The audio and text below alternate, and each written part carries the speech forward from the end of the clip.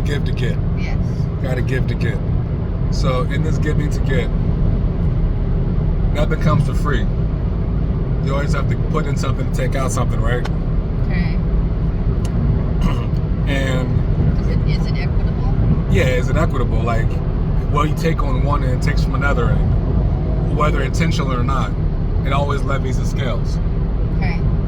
So the idea of people wanting to manifest and doing spiritual stuff to make a more optimum close future, long future, whatever, right? Mm-hmm. So the idea of those that put candles and light incense and do these things to increase their joy or their fortune in this moment could be robbing themselves of that joy in the future moments. How so? Because where's that joy coming from? Just like cocaine or other drugs. Like if you do a little now for an energy, you'll be drained in the future. I see. So, in the idea of Instant gratification yeah, of your joy, mm-hmm, in whatever form that may be, mm-hmm, will just be taken out later. in depression, because In depression. or whatever format. You know what I'm saying? Okay. In the sense that, you know, you do all these woo-woo rituals or whatever. You know what I mean? This is as much as like, I can't say for working out the same. Working out, you work out, you strain, you become stronger over time. Mm-hmm. So that's kind of a different frequency of that. But the idea of manifesting, this is as much as like, say if you're lucky, you feel lucky, you know, can you manifest a lottery, or if you feel powerful, can you manifest a lottery ticket? I mean, does it really work that way? And if so, is it you taking all that money now, take 10 years off your life later? Maybe. I think so. Well, I don't know. But so then the flip side then, what about a person who is just generous and gives and gives and gives and does not expect anything in return necessarily? It's not like what if their joy comes from giving? Then these may be the anomalies and the conduits that we wish to have around us. These are the Switzerlands you want to have near. Because to me, one of my favorite things is to give people gifts.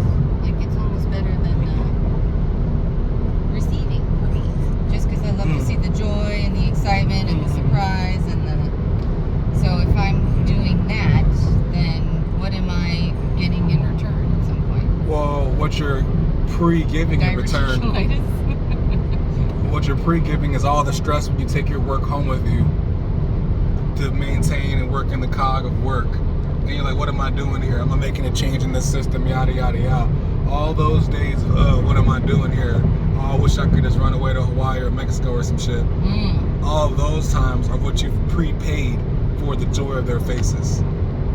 To have the cushion of the financial luxury to indulge in other people. You paid for it in advance. Just as much as going to the gym makes you stronger. Mm-hmm. So you're paying for something at some point.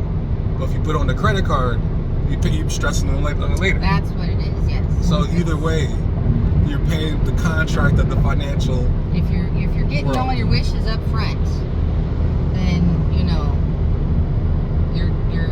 your joy will be diminished later. Yeah.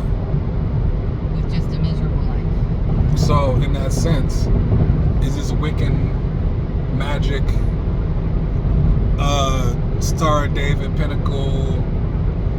I love that you're looping all these together. Yeah, I'm saying like talisman culture of protection, and obviously you take the talisman off. Oh, you got to catch up for all that late talisman juice, all the damn floodgates of talismanism. No, you can do all that, but you still, if you're an actual practicing anybody, you understand that there's a balance, that there's always a give and take, that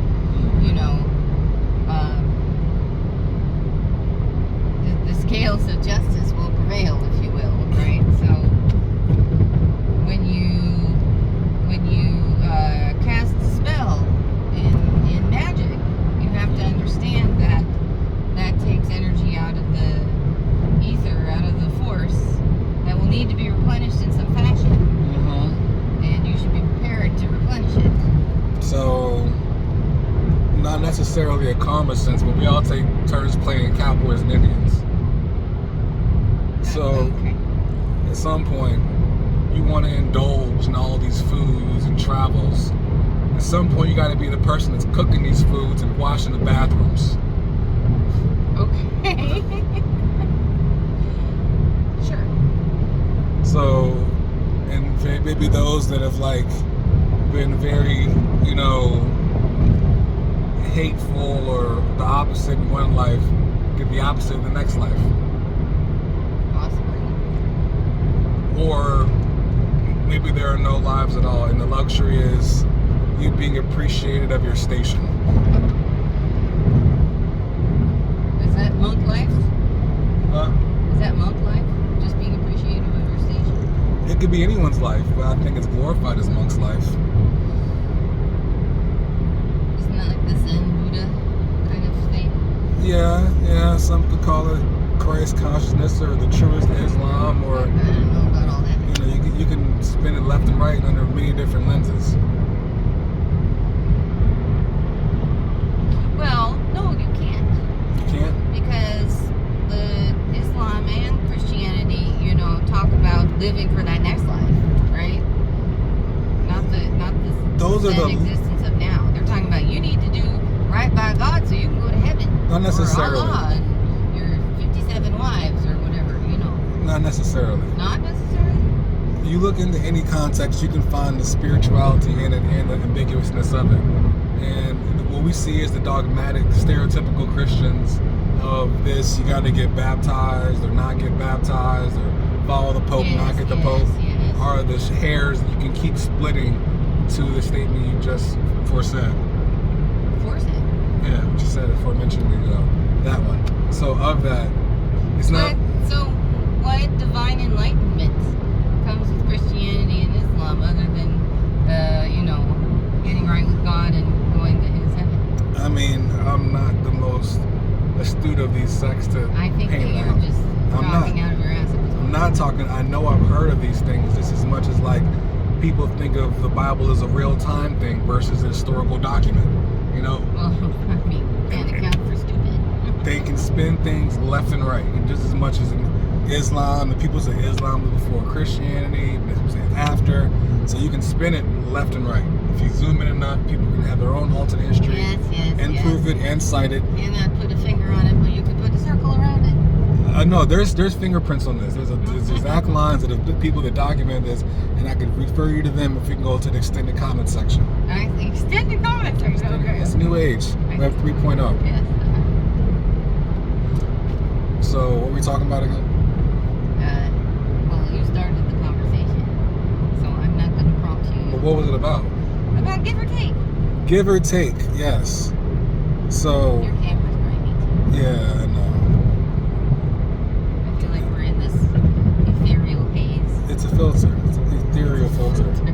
It's always a Smudge. The smudge filter is great. Smudge filter. Everybody's doing it. What was the thing called? The aura photography? The what? The aura photography? Aura? Oh, it's aura photography. What do you Yeah. mean? Is that what we're doing? That's what it is. Okay. Aura's double up, globe, split. Like my screen cover slid down that much. It was totally on it, then all of a sudden, it slid right in the middle of it. Oh, that's what happened. Yeah. So, bro, so there's no point wiping it because It's just stuck in the that middle. way. Yeah, so I'll take it off. So what did you take to get that happen to you? Walking, skating. Walking, skating. Yeah. That brief moment of joy messed up your screen cover. Yep. That's what happens. You know, I'm cool with it. I don't need myself like that. I don't need to be that in HD. You know what I'm saying? I mean, Like, my silhouette it is works. selfie mode, and really, you don't really take a notice. I don't. I mean, for anything, you just get my silhouette. That's a blessing. Too cool. Thank you for indulging me. But of course. True chat.